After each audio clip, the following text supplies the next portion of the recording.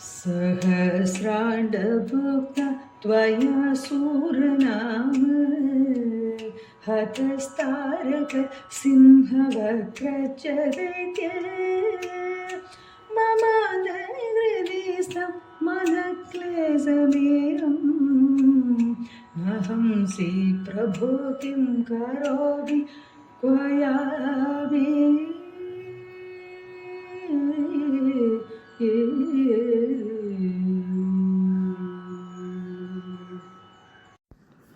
ஓம் நமச்சிவாயம்.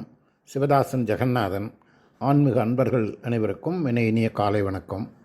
நம்முடைய சுப்பிரமணிய புஜங்க தொடரில் இன்றைக்கு 23வது ஸ்லோகத்தை பார்க்க போகிறோம். இதுவரை 22 ஸ்லோகங்களை பார்த்துட்டோம். இப்போ நம்ம கடந்த 3 ஸ்லோகங்களாக ஆதிசங்கர பெருமான் முருகப்பெருமானுடைய பெருமைகளெல்லாம் சொல்லி முடிச்சுட்டு இந்த 20வது ஸ்லோகத்திலேருந்து என்ன சொல்லிட்டு வராருன்னு சொன்னால், என்னுடைய அந்திம காலத்தில், என்னுடைய உயிர் பிரியும் வேளையில் நான் என்னுடைய செயல்பாடுகளெல்லாம் இழந்து, சிந்திக்கும் சக்தியை இழந்து, முருகா என்று அழைக்கக்கூடிய ஒரு திறன் இல்லாமல், உன்னை கைதூக்கி தொழுவதற்கு கையிலே வலுவில்லாமல், என் தொண்டையெல்லாம் கபத்தால் அடைத்து ஒரு கதியற்ற நிலையில் இருக்கும்போது யமதூரர்கள் என்னை பயமுறுத்துவாங்க.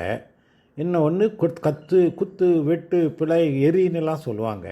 அப்படிப்பட்ட அந்த நிலையிலே நீ என்னை காப்பாற்ற வேண்டும், நீ மயில் மீதிலே கையில் வேலோடு என்னை காப்பாற்ற வேண்டும் அப்படின்னு கேட்குறாரு.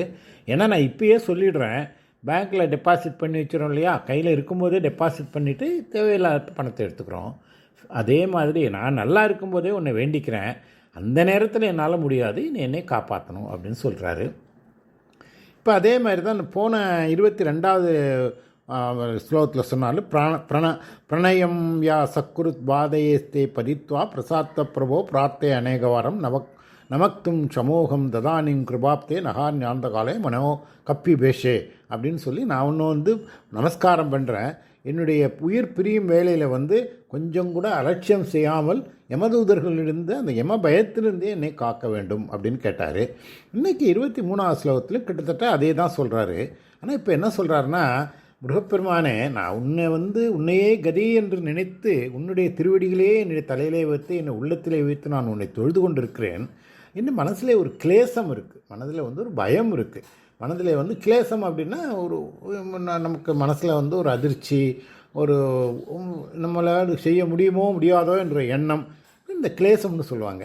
அப்போ அந்த கிளேசத்தை என்னை யாரால் தீர்க்க முடியும் அப்படின்னா, அதை உன்னையன்றி வேறு யாராலும் முடியாது, நீ தான் தீர்க்க முடியும், ஆனால் நீ அழிக்க மாட்டேங்கிறியே அப்படிங்கிறாரு. ஆனால் நீ இந்த உலகத்தையே 1000 அண்டங்களாக பிரித்து ஆண்டவன் யார்? தாரகாசுரன், சிங்கமுகன், அப்புறம் சூரபத்மன்.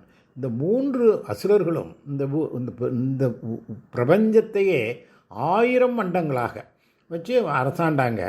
அவங்களெல்லாம் அழித்து தேவர்கள் சேனாதிபதியாக இருந்து தேவர்களின் தலைவனாகி தேவேந்திரனுடைய மகளையே மணந்த உன்னை நான் எந்த நேரத்திலும் என்னுடைய இருதயத்திலே வச்சு உன்னையே நான் பிரார்த்தனை பண்ணுறேன். ஆனால் நீ என்னுடைய கிளேசத்தை போக்க மாட்டுகிறாயே, உன்னை இன்று என்னை காப்பாற்ற யார் இருக்காங்க அப்படின்னு கேட்குறார். அதுதான் இன்றைக்கி ஒரு அழகான ஸ்லோகம்.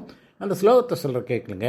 சகசிராண்ட போக்தாத் வயா சூரநாமா ஹதஸ் தாரக சிம்ஹ வக்ரத் சதைத்ய மமாந்தஸ் ஹிருதி ஸ்தம் மனக்கிலேசமேகம் நகம் சித் பிரபோகிம் கரோமி கொயாமேங்கிறார். இது இப்போ என்ன, சகசிராண்ட போக்தாத் வயா சூரநாமா ஹதஸ் தாரக சிம்ஹ வக்ரத் சதைத்ய மமாந்தத் கிருதிஸ்தம் மனக்கிலேசமேகம் நகம் சிப்ரபோகிம் கரோமி கோயம். இது நான் பிரித்து சொல்கிறோன்னு கேட்டால், சகசிராண்டம்னா சகசிரம் அப்படின்னா பரந்த உலகம், இதுக்கு சகசிரம்னு பேர். இந்த சகஸ்னா அதை சகசிரம்னா 1000. அந்த அண்டம், இந்த அண்டம் இருக்கு இல்லையா, அண்டங்கிறது இந்த பேரண்டங்கிறது இந்த பிரபஞ்சத்தை 1000 அண்டங்களாக 1000 ஒரு பிரித்து 1000 உலகங்களாக பிரித்து போக்தார் அதை அரசாண்டது யார்? அது யாரோ ஒருத்தன் பண்ணான். அவனை யாருன்னு சொன்னிக்கின்னா தாரக தாரக சிம்ஹ வக்திரச்ச, இப்போ 3 பேர். தாரகன்னா தாரகாசுரன், சிம்ஹன்னா சிங்கமுகாசுரன், அப்புறம் வக்திரச்சைனாக்கா தாரகா வந்து 3 பேர் சொல்கிறாங்க இல்லையா. அவன் வந்து சூரபத்மன், தாரகாசுரன், சிங்கமுகன். இந்த 3 பேரும் தான் இந்த உலகத்தை, இந்த பிரபஞ்சத்தை 1000 மண்டங்களாக பிரித்து அரசாண்டார்கள். அவங்க வந்து ஆனால் அவன் என்ன பண்ணான், அரசன்னா எப்படி இருக்கணும், அரசன் என்பது மக்களுக்கு உதவி செய்கிறவனாக இருக்கணும், மக்களை காப்பாற்றுவனாக இருக்கும் இல்லையா. ஆனால் இவனுங்க வந்து அதை செய்யலை, கொடுமை செய்தார்கள், மக்களை வதைத்தார்கள், தேவர்களை வதைத்தார்கள். அப்போ அவர்களிலிருந்து தேவர்களையும் மக்களையும் காப்பதற்காக நீ உருவாக்கப்பட்ட, நீ உருவானதே, ஒரு முருகப்பெருமான் உருவானதே இந்த தாரகாசுரன், சிங்கமுகன், அப்புறம் அந்த சூரபத்மனை அழிப்பதற்காக இல்லையா. அது இந்த கதை நமக்கு தெரியும். அப்படிப்பட்ட தைத்தியன்னா அழித்த, அப்படிப்பட்ட அந்த 3 அசுரர்களையும் அழித்த சூரநாமா, சூரன்னா தேவர்கள், நாமன்னா தலைவன், சூரருடைய தேவனே தலைவரே, மமாந்தர்னா என்னுடைய ஹிருதிஸ்தம், என்னுடைய ஹிருதயத்தின் உள்ளே உள்ள கிளேசமேகம். கிளேசம்னா என்ன, கவலை இல்லையா. மேகம்னா மனக்கவலை, இந்த கவலை என்னுடைய மேகம் போல சூழ்ந்து இருள் சூழ்ந்த நிலையில் இருக்கிறேன். அப்போ பிரபோ என்னுடைய தலைவரே, நகம்சி நீ அதை அழிக்க மாட்டாங்கிறாயே, நீ நகம்சின்னா அழிக்கணும், என்னுடைய மனக்கிளேசத்தை நீ அழிக்க மாட்டாங்கிறாயே, நான் உன்னையே நம்பி இருக்கிறேனே.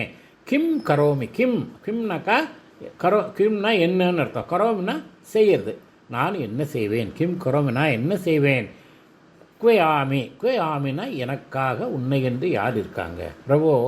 நான் வந்து இந்த மனக்கிளேசத்திலே ஆட்பட்டு அதிலே கடந்து உழல்கிறேன், என்ன நீ தான் காப்பாற்றணும், நீ அந்த காப்பாற்றி என்னுடைய கிளேசத்தை அழிக்கும், நீ இன்னும் செய்ய மாட்டேங்கிறியே அப்படின்னு ஒரு மனதில் ஒரு கவலையோடு, ஆனால் அதே நேரத்தில் ஒரு உறுதியான மனத்தோடு, எப்படி இருந்தாலும் முருகப்பெருமான் நம்மளை காப்பாற்றி விடுவார், நம்மை அதை வந்து என்னுடைய கிளேசங்களை அழித்து விடுவார் அப்படின்னு சொல்கிறாரு. அதனால் மறுபடியும் அந்த ஸ்லோகத்தை சொல்கிறவங்களுக்கு சகஸ்ர அண்ட அந்த 1000 மண்டங்களாக இதை இந்த பிரபஞ்சத்தை போக்தாத்வியாசூரனா, அது வந்து பிரித்து அரசாண்ட சூரநாமா.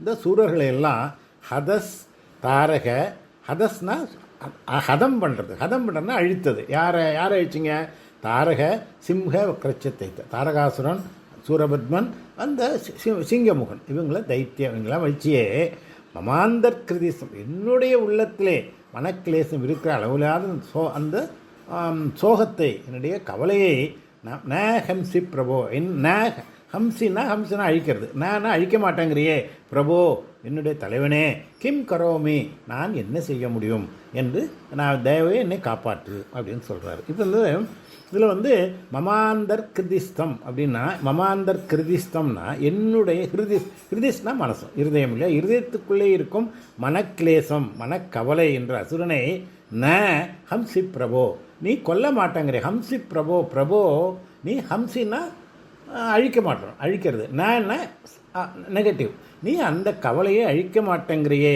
பிரபுவோ, நான்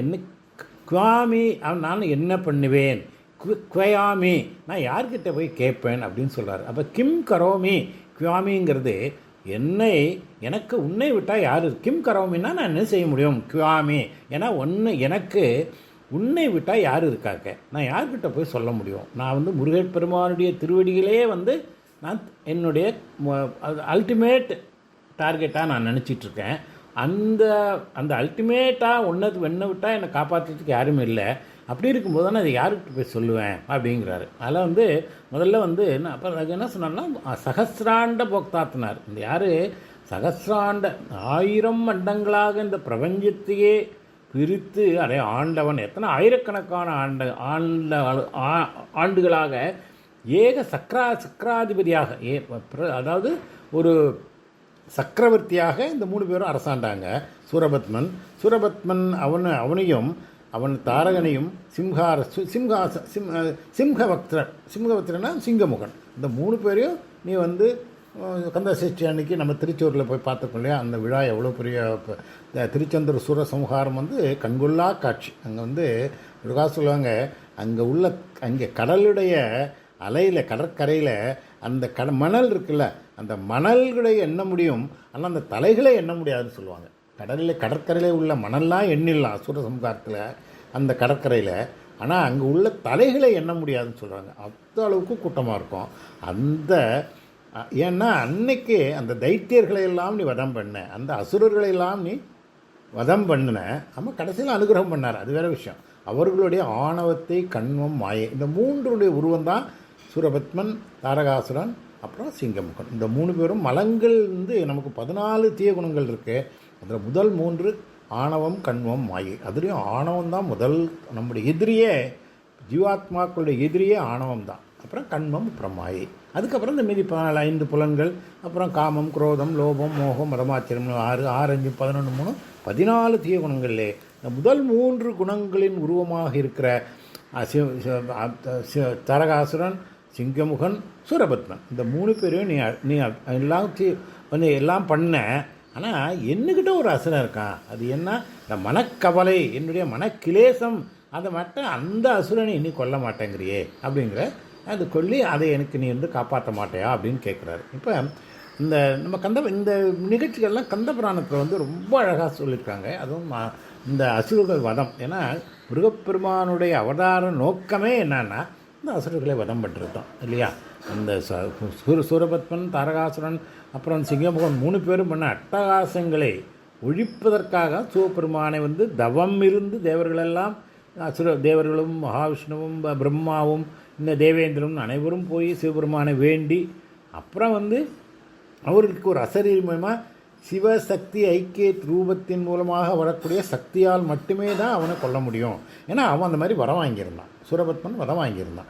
என்ன சிவனாலும் அழிக்க முடியாது, அம்பாளாலும் அழிக்க முடியாது, எந்த தேவராலும் அழிக்க முடியாது. ஆனால் சிவசக்தி ஐக்கிய ரூபத்தினால் வரக்கூடிய ஒரு சக்தியால் மட்டும் அழிக்க முடியும் அப்படிங்கன்னா, அப்போ என்ன பண்ணுறாங்க? சிவபெருமான் நிஷ்டையில் இருக்கார், யோக நிஷ்டையில் இருக்கார்.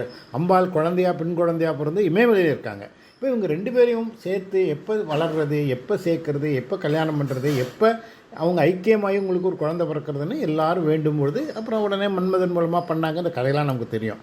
அதனால் அந்த நிகழ்ச்சி, அந்த முருகப்பெருமான் அவதரித்தது, சரவணப்பையிலே 6 குழந்தைகளாக மறுபடியும் ஒன்றா குழந்தையாக வளர்ந்து ஒரு பல திருவிளையாடல்கள் பண்ணி, சிவபெருமான் 64 திருவிளையாடல்கள் பண்ணதை போல் முருகப்பெருமான் பிறந்ததுலேருந்தே திருவிழாக்கள் பண்ணிக்கிட்டே இருப்பார். எத்தனையோ திருவிழாக்கள், மாம்பழத்துக்காக வேண்டி நின்றது, பிரம்மதேவனை குட்டி சிறையில் ஏட்டது, சிவபெருமானுக்கே பிரணவதோஷம் பண்ணது, அப்புறம் வள்ளியை அவரும் நிறைய திருவிழாக்கள் பண்ணியிருக்காரு. 64 திருவிளையாடுகள் ஈஸ்வரனுக்கு, பரமேஸ்வரனுக்கும் அதே மாதிரி முருகப்பெருமானும் பண்ணியிருக்காரு. இப்படியெல்லாம் பண்ணி வளர்ந்து அந்த உரிய நாள் வந்த பொழுது திருச்செந்தூரிலே சென்று அந்த தாரகாசுரன், அந்த சூரபத்மனுடைய அந்த குரூப் அவங்களுக்கெல்லாம் சட்டைக்கு அழைத்து சண்டையிலே அவர்களை வென்ற பின்பு அவர்கள் கேட்டதற்கு இணங்க அவர்கள் ஆணவம், கண்மம், மாயையெல்லாம் விட்டு முருகப்பெருமானுடைய காலடியிலே விழுந்து பணிந்த போது அனுகிரகம் பண்ணார். இதுதான் அந்த கந்த புராணத்தினுடைய மொத்த சாரமே இதுதான். சிவபெருமானுடைய அவதாரமே இந்த சூரசம்ஹாரம் தான். அதை பண்ணினார். ஆனால் சம்ஹாரம் இல்லை, அது அனுகிரகம். ஏன்னா நமக்கு பார்த்துருக்கோம்ல, அந்த சிருஷ்டி, ஸ்திதி, சம்ஹாரம், துரோதனம், அனுகிரகம், இந்த 5 தொழில்களில் கடைசியாக பண்ணுறது அனுகிரகம் தான். பரமேஸ்வரன் சிருஷ்டி பண்ணுறாரு, அவரே ஸ்திதி பண்ணுறாரு, அவரே சம்ஹாரம் பண்ணுறாரு, அப்புறம் துரோதனம் பண்ணுறாரு, கடைசியில் அனுகிரகம் பண்ணுறாரு. அதே மாதிரி முருகப்பெருமான் இறுதியாக அனுகிரகம் பண்ணி அவங்களெல்லாம் படித்து விட்டார். சரி, இப்படிப்பட்ட உன்னதமான உள்ளம் உடைய நீ எல்லாருக்கும் பண்ணுற, ஆனால் நான் உன்னுடைய அடிமை, இந்த புலோகத்தில் ஒரு ஜீவாத்மாக பிறந்து உழந்து கொண்டிருக்கிறேன். இங்கே இந்த பிறப்பு இறப்புங்கிறதான் உலகத்திலே மிகப்பெரிய கொடுமை. அந்த அதாவது இந்த மரணம் என்பது அனைவருக்காலும் விரும்பப்படாத ஒரு செயல். அப்போ அந்த மரணம் வேண்டாம், மரணம் வேண்டாம், மரணம் வேண்டாம்னு சொல்லி, மரணம் எதனால் வருகிறது? பிறப்பினால் வருகிறது. பிறந்தால் தானே மரணம், பிறக்கலைன்னா ஏது மரணம்? அதனால் எனக்கு நீ மரணம் வேண்டான்னு சொல்கிறத விட எனக்கு பிறப்பு வேண்டான். ஏன் மரணங்கிற ஒரு நெகட்டிவ் வேர்டை யூஸ் பண்ணணும்? அதனால் பிறப்பறுக்க வேண்டும். எனக்கு பிறக்கலைன்னா மரணம் கிடையாது. இது எவ்வளோ இன்டெலிஜென்ட்டாக சொல்கிறாங்க பாருங்கள். பிறப்பறுக்க அப்படின்னு சொல்லலாம், மரணத்தை இருக்குன்னு சொல்லவே இல்லை. மிருத்யுஞ்சயன்னு சான்ஸ்கிரிட்டில் சொல்லுவாங்க, மரணத்தை வெல்றதுன்னு சொல்லுவாங்க. ஆனால் நம்ம பிறப்பருக்கும் பிஞகந்தன் பெய்கடல் விடுறான், பிறப்பருக்கும் பிஞகந்தன் பெய்கடல்கள் வெல்க அப்படின்னு மாணிக்கவாசகர் சொல்கிறார் இல்லையா, சிவபுராணத்தில் சொல்லுவார்.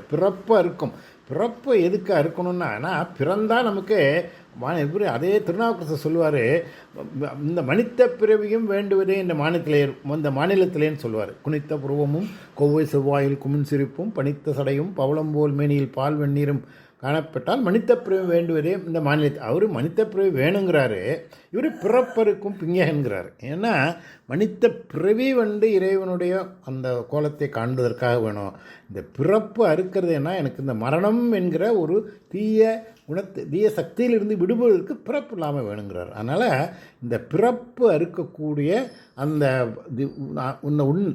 தன்மை, பிறப்பு அறுத்து அந்த மரணம் என்ற நிலையிலிருந்து காப்பாற்றி அனுகிரகம் செய்யக்கூடிய ஒரு நிலை சிவபெருமானுக்கு உண்டு. அதே தான் முருகப்பெருமானும் செய்கிறாரு.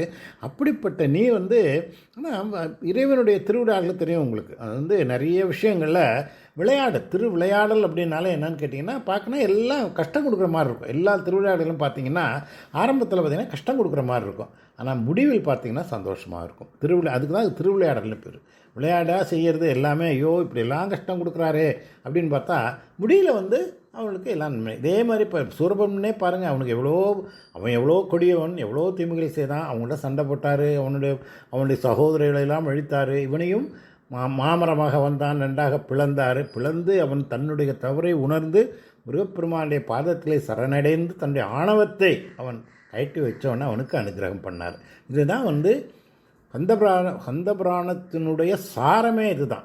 எப்பொழுது நம்ம ஆணவம் கண்மம் மயங்கிற இந்த 3 மலங்களை விட்டு ஒழிக்கிறோமோ அப்பொழுது நாம் இறைவனுடைய அருளுக்கு பாத்திரமாகும். இதுதான் சொல்கிறார். அப்படிப்பட்ட நிலையில் உள்ள நீ இப்போ இவர் ஆதிசங்கர பெருமான் சொல்கிறார், நீ எல்லாம் பண்ணலாம், அவங்களெல்லாம் அழிச்ச, ஆனால் என்னுடைய மனக்கிளேசத்தை நீ அழிக்க மாட்டேங்கிறியே, நான் அதனால் கஷ்டப்படுறேனே.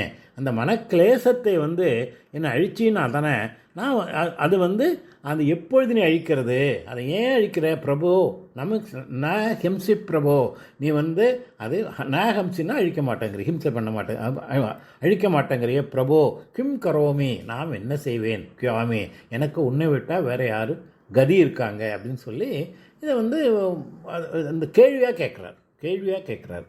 நீ உன்னை விட்டால் எனக்கு யார் கதி, ஏன் என்னுடைய துன்பங்களை போக்க மாட்டேங்கிறாய் அப்படின்னு கேட்டு இந்த ஸ்லோகத்தை முடிக்கிறாரு. 23வது ஸ்லோகம் ஒரு அழகான ஸ்லோகம். மறுபடியும் அந்த ஸ்லோகத்தை ஒரு தடவை சொல்லுவேன். ஏன்னா சில ஸ்லோகங்கள் நம்ம எல்லா சுப்பிரமணிய பூஜ்யத்தில் 33 ஸ்லோகமே நம்ம திருப்பி சொல்லிக்கிட்டே இருக்கலாம். சில ஸ்லோகங்கள் பார்த்திங்கன்னா அது எத்தனை தடவை சொன்னாலும் நமக்கு வலிக்காது.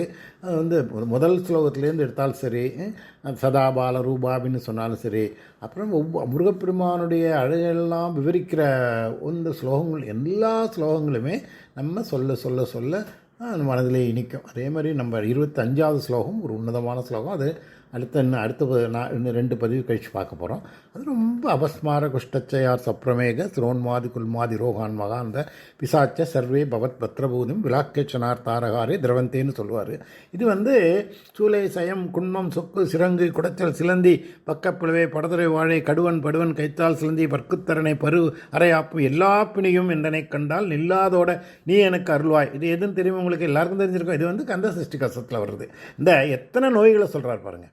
சூளை சயம் குன்னம் சொக்கு சிறங்கு கொடுத்த எல்லா நோய்கள், இது கந்த சஷ்டிக. அதே மாதிரி இவர் சொல்கிறார் இப்போ 25வது ஸ்லோகத்தில் அபஸ்மார குஷ்ட சயர் சப்ரமேக குரோஜ்ரோன் மாதி குல்மான் ரோக மகாந்த பிசாச்சை சர்வே பவத் அப்படின்னு இத்தனை நோய்களை சொல்கிறார் சான்ஸ்கிரிட்டில். அது நம்ம அடுத்த ஸ்லோகத்துக்கு அடுத்தில் பார்க்க போகிறோம். எதுக்கு சொல்ல வரணும்னு கேட்டிங்கன்னா, எல்லா ஸ்லோகங்களும் உன்னதமான ஸ்லோகங்கள், பொருள் நிறைந்த ஸ்லோகங்கள். இன்றைக்கி நம்ம பார்த்த இந்த அழகான ஸ்லோகத்தை மறுபடியும் சொல்லி நிறைவு செய்கிறேன். சகஸ்ராண்ட போக்தா துயா சூரநாமா ஹதஸ்தாரக சிம்ஹ வக்ரச்ச தைத்திய மமாந்தர்கிருதிஸ்வம் மனக்கிலேசமேகம் ந ஹம்சி பிரபோ கிம் கரோமி கொயாமி அப்படின்னு அழகாக சொல்லி என்னுடைய மனக்கவலை தீர்க்க நீ வர வேண்டும், உன்னை விட்டால் எனக்கு யாரும் கெரி இல்லை என்று அழகாக சொல்லி முடிக்கிறாரு. இத்தோடு இந்த பதிவை செய்வோம். அடுத்த பதிவில் அடுத்த ஸ்லோகத்தை பார்க்கலாம். உங்கள் அனைவருக்கும் பரமேஸ்வரனுடைய பேரருட்கருணையும் அம்பாளுடைய கடாட்சமும் முருகப்பெருமானுடைய அருளும் குறைவில்லாது கிடைக்க வேண்டும் என்று வாழ்த்தி இந்த பதிவை நிறைவு செய்கிறேன். நன்றி, வணக்கம். சிவதாசன் ஜெகநாதன். ஓம் நமச்சிவாய. ஓம் சரவண பவாய நமக.